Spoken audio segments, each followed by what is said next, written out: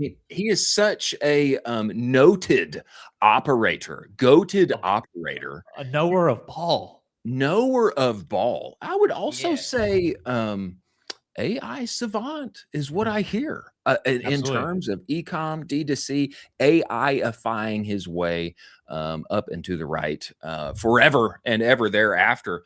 Formerly Chief Revenue Officer of Beekman 1802, now mysterious co-founder, CEO of a stealth startup. Everybody, welcome inside of the show, the one and only David Baker. Get in here, David. Get in here. Hello. How's it going? Can you hear me? Do you have bad audio? Are we echoing? No, the audio's fine, but we got the wrong. Oh, no, there is an echo, actually. There's an echo. Hello? There's an echo. Can you hear me? I can hear you.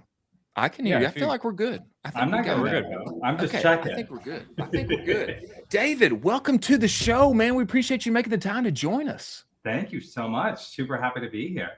Man, I was in studio lighting. I'm gonna put that in my Amazon cart right now. That's okay. That's okay. We can help you. We know a guy. Yeah. I can tell you who helped put our studios together. It's a guy named Chat. And we just, did a little conversing. I talked to his cousin Claude all the time. Okay, all right. This is some signal right now. David, he's Claude pilled. He's not Chat. He's Claude pilled. David, can you give us a little update on what's going on with you? Everyone knows of you. Before the update, I just want to say I was watching earlier and I did not get the memo about cowboy hats, and I actually need to get a cowboy hat. All I've got are my ostrich boots. Oh! Look out! Ostrich Easy. Yeah. Fun. But we got to get me a hat next time I'm back in Austin. I think so. Let's go. I think so. I can get you mine. I can get you mine. I want to get you mine exactly. Sounds give good. us a little update, David, on what's going on with you, my friend. My last day at Beekman 1802 was last Friday. And that's because I've been inspired by our founders who have an incredible story, who've done a lot of work. They've been working on that brand for 20 years. And I've seen how the sausage was made, and I felt called. Finally, I got bit by that founder bug, and I know exactly what I'm doing right now. So I've been working with an incubator and a dermatologist, and we're going to be launching a skincare brand here in the next 2 months. So no exact details yet. We got to secure a few things, but I'm sitting in the seat as CEO. We've got first round of funding, and we are ready to go. I was taking a look at formulas and improving them. I got product samples already. We are really excited. That was a quick little splash. You want to hold that up even more? If the artwork's not designed yet, it's not really ready. Okay. All right. Okay. I mean, you're a beast with all things AI. How are you applying AI to this company? How are you going to be building AI from basically ground zero to the start of this thing, building it up? Yeah, so that's actually one of the reasons why I felt that this was the exact right time to step out and not wait any longer or not go earlier. There's a whole lot of talk around AI native and what that means.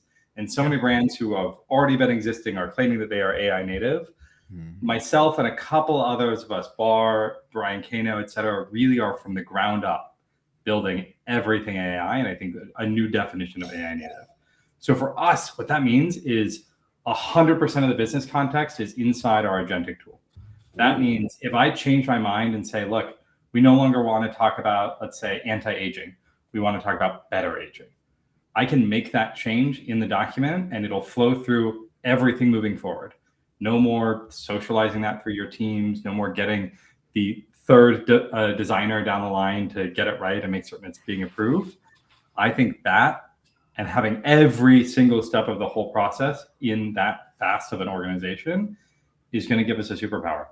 I think it's a revolutionary superpower that we haven't seen since people decided to sell direct to consumer. Wow. Yeah, when you were talking, David, I had Brian Kano in my mind, because you guys are cut from the same AI cloth here. Absolutely.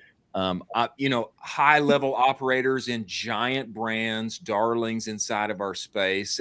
And here in 2026, this call within, and building a brand AI native from the ground up. And that's so exciting. It's so exciting.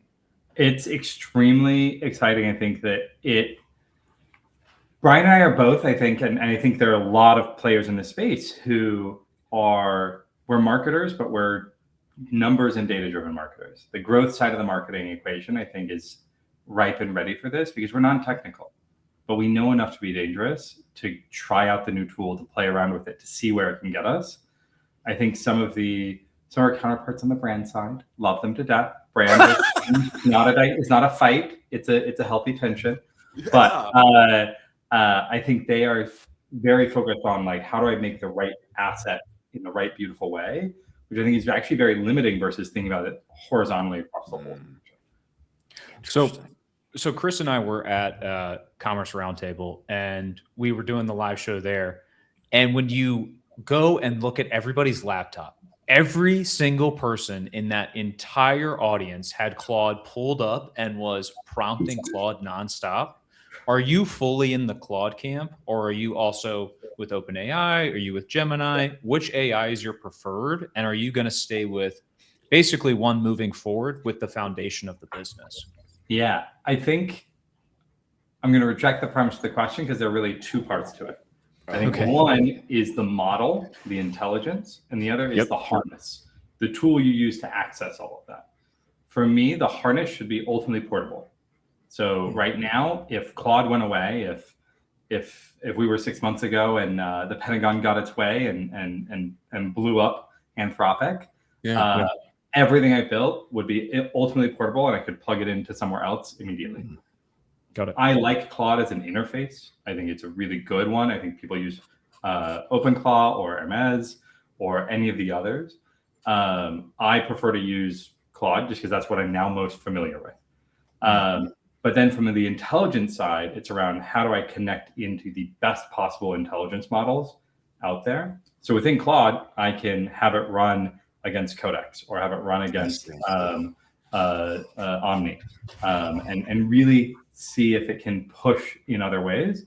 And I think that's actually critical because you don't want the intelligence that built the work to be the same intelligence that grades the work, because otherwise you're going to end up in that loop of just like, oh yeah, I did do a good job, or oh, I should have missed that. I shouldn't have missed that. I'm so sorry. You are smart. And like, that's the biggest fear with everyone who's getting in there, and why we still have humans in the loop on so many parts of the process, is because we trust but verify, and that verification isn't there yet. And to be clear, it's the same thing that you would have if you hired someone new onto the team. Like, they're going to present something forward and you're like, you're missing a really big point. Did you not get that update? That'll still happen. But I think it's just a different way of thinking and working. Got it. Talk to me about this, David. So obviously everybody wants to be, AI-ified to the hilt, and make all the monies forever and ever. Amen. And, we want to do that. Like you're saying, I think a lot of times, companies already established, we've bolted on a few things. You're taking new approach. Hey, new company. We're AI native from the ground up. And what are some obvious opportunities that you see in the work that we do in e-com that people are doing? If they're not doing them, you should do them.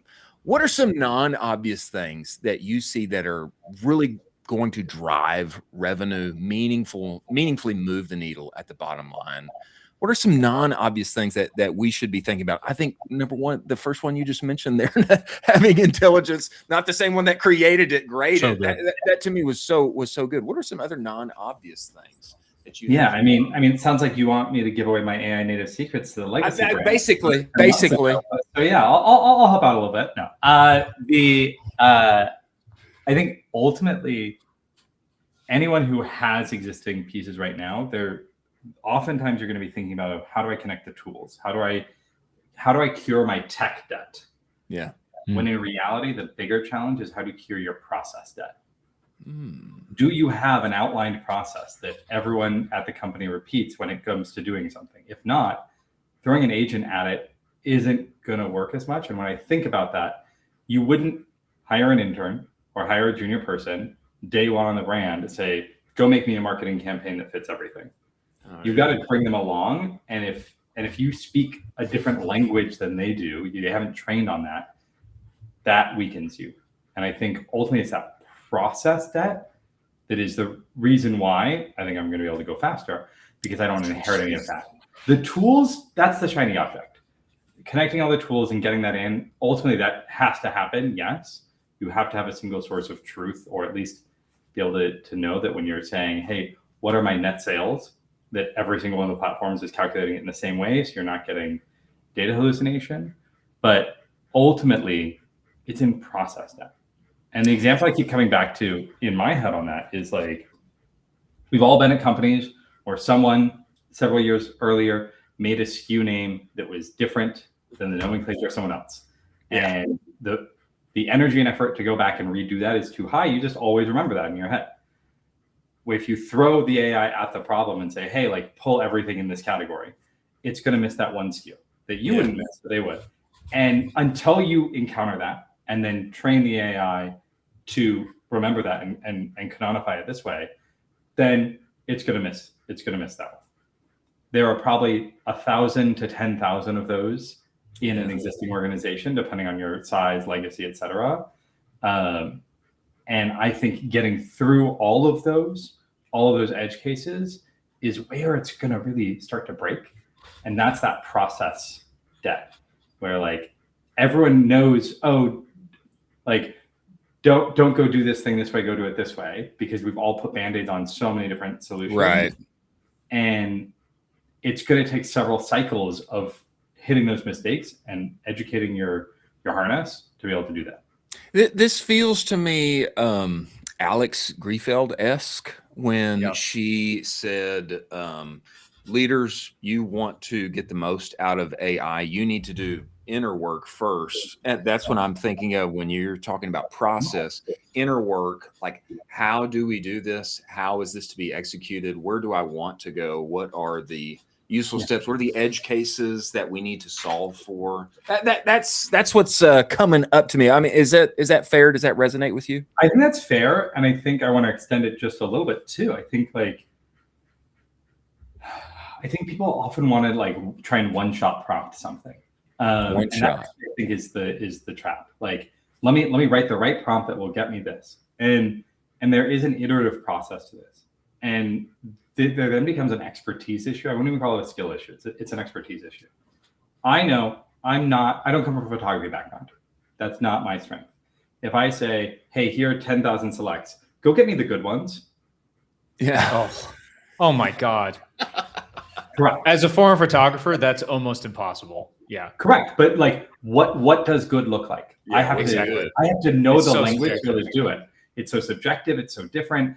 I can say, look, what is bad is it in focus? Is it in frame? Is the model looking directly at the camera or slightly to the side? That slide's okay. I need horizontal. I need vertical. I need it in 16:9. Those are things I learned from a live experience I had with a creative director who's like, how do I do this? I don't know that language. Your teams do.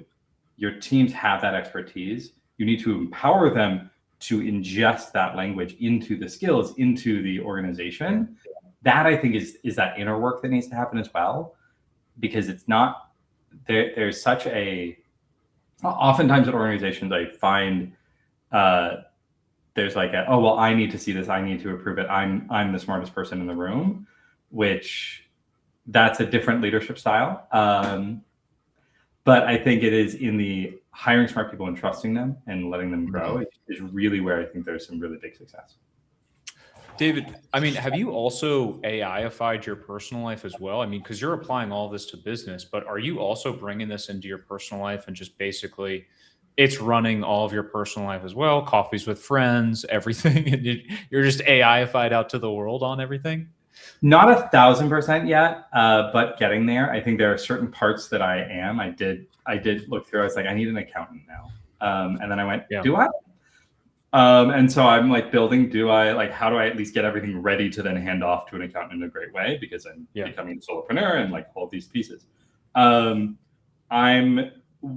right now, especially on anything that comes out of my email, I have it drafted, but I don't hit send on it until I review it.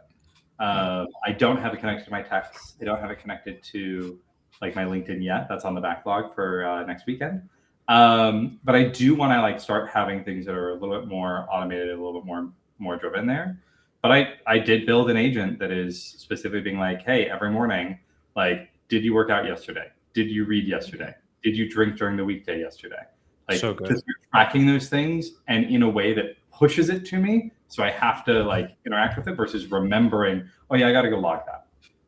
So there's small ways in which I'm making it everywhere. But I mean, like literally just like grabbing a coffee with someone in the space, I'll be like, hey, here's the person I'm meeting with. Pull everything we've already talked to them about in the past. Really? What else is there? Like, where should we push them on different questions? What should we do here? All of that, yeah. And so when I'm ingesting all of this information into the brain of the business, I will say, Colin, that there's a wide gray line of what is personal, what is business when you step into the founder role. So like I'm trying to find the right way to carve that out. That's incredible. David, I feel like this is just go ahead. No, Chris, you seem surprised that I would like build a dossier on the people I'm going to meet. Oh yeah, I am. I hear you, and it is weird, but also like think about it. So I got you. You know this. We've hung out many times. I got my start in politics. Like, yeah. What is a good bagman? Is a good chief of staff, if not preparing you that when you go into the room, you know whose face you're talking to, so you don't say, "Oh, I'm so nice to meet you." The person you've seen 7 times and been to their kid's bat mitzvah. Like you should know that, and just a little memory buffer like is really helpful. Totally true. And so I had like my very first agent was, I named her Donna, named after Donna Moss, chief of staff from the West Wing. And honestly, everything I have is mentally trained in my brain off of the West Wing. They're all characters from the West Wing. They all like, I have CJ Craig who's running the press, like, literally going out and grabbing all things press related to AI, related to skincare, related to the niche in skincare I'm focusing on down the line, pulling it in, ingesting it, seeing how it relates to everything we're doing, seeing if there's anything we should go pitch to a reporter on. She'll draft the pitch to the reporter. All of that very automated and driving, but that's one lane. I got 19 lanes that these people are working on. Well, okay. So how many gazillions of dollars do we need to give you to just copy and paste for me? Because that just seems so valuable, Dave. Yeah. I mean, that in and of itself is a separate business entirely, I would say. I hear you. And I've had many a friend and many a tech founder in the space be like, David, why are you starting a skincare brand? You should build an AI company. And, you know, they're not wrong, but at the same time, that's not what I'm passionate about. Sure. And I know that like making that and doing it for a dozen brands versus making it bespoke to mine are 2 very different tasks. Sure. I'm gonna drop a deep quote, but Kurt Vonnegut: everyone wants to build, no one wants to maintain. I like building. I don't want to maintain for other people. I want to build for me. And if I can build for me and just run it and fly with it, and then share with my friends, share with people, like give them inspiration, help coach, get feedback in return, find ways to make it better. Like me being able to take that press one and take that mindset and go to talk to someone who has been a photographer and be like, hey, can I get you to get your expertise into my tool so my selects get better? Like amazing. Share and share life. I am both a radical capitalist and too much of a socialist to like go off after the $1 billion idea, because it's not about how much money I have at the end of the day. I really believe in this brand I'm building. Wow. And that's what I really want to focus on. Wow. Let's go. Purpose maxing, as the kids purpose maxing. Purpose maxing. Go. I also feel, let me just say, David, like talk about like unfair advantages. I mean, which you have to use every single one that you got. I mean, brother, you've done such incredible work in this space. Now you've got AI-ified I could have started my own AI company, David. And, we're rolling into the latter half of 2026 and 2027 and beyond. And, combining these superpowers, this is exciting, man. It's exciting. It's exciting. Doesn't scratch the surface. It's enthralling. I'm very grateful that it's going to be rainy this weekend in New York City, because then I won't feel guilty about being at my Mac Mini all weekend long from 8 a.m. till 10 p.m. And I'm not even joking.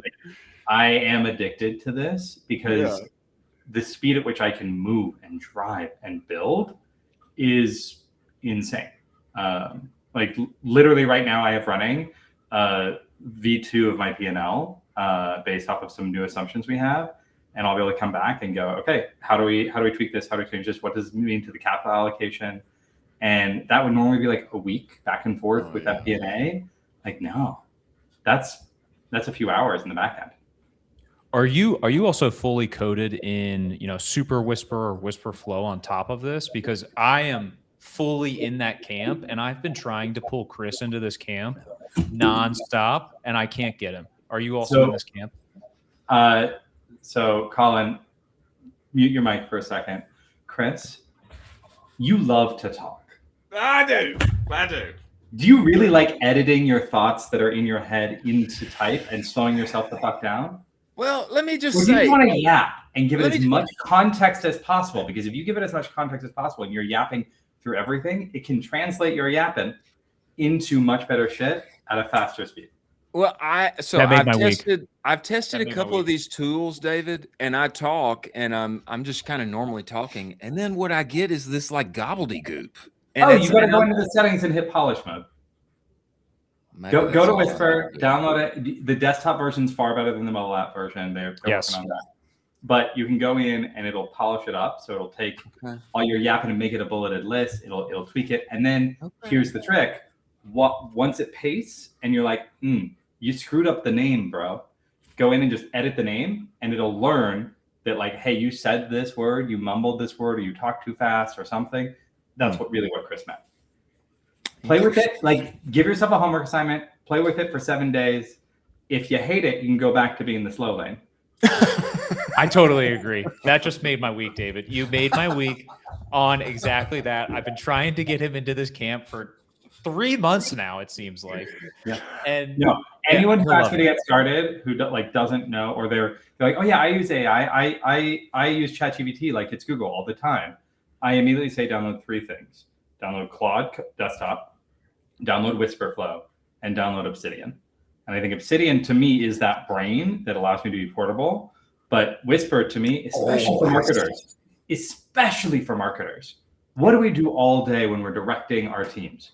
We're in a meeting, we're on a Zoom, we're talking to them. Imagine being able to like, oh no, change this, no, change this. Okay, what about this? Tweak this, that, the other. Try typing that out. Yeah, it's kind of a mess. Terrible. Okay, well, I'm open. I'm open. I'll give it another shot. I want polish mode. Absolutely. And here's my request, David. Here's my request. This to me, the sauce that you got going here, and like the converging of worlds that is happening with you in this new company, this new role. It's yours. And I know SpaceX is IPOing today. If David's skincare brand was IPOing, I'd be buying. I'm long, whatever this thing is called. And my request is when it's time for the mystery to be unveiled, my request is we just get you back and we just talk about it a little bit. We just show that baby off and talk about, and then, I think that it's just too good not to get you back. On one condition, you got to start using the skincare I send you. Yeah, I'm down. Here's what I'll say. I have gotten some compliments on my skin. I have. Orange John actually came on the show, complimented me on my skin. I will say right now I am using nothing. But I want really to glad that using nothing, you're getting the compliments of Orange John. I want to look real low, a high bar. I want to go even up from here. I want to be even more handsome. You know what I'm saying? So I'm open. It's not about being handsome. It's about making certain that you stave off the aging as long as you can. All right. There we go. That's coming for us all. Momentum morning. Yeah. Well, it is. But I feel like, men, there's kind of this, like you get around 50, you kind of get your second prime. I'm kind of like hoping that in my back of my mind, like some people talk about that. But anyway. It's a great strategy. David's coming for me today. I will take it. I'm going to try. I'm going to do the skincare, and I'm going to download the Whisper, and I'm going to make my AI brain with Obsidian. Let's go. Do it. And we'll run it up. David, we appreciate you making the time to join us. We look forward to having you back, and so pumped for you. This is going to be monumental, and so excited for you, brother. Thank you, man. Thanks for coming. And we look forward to watching it rise and go to the moon. Sounds great. Well,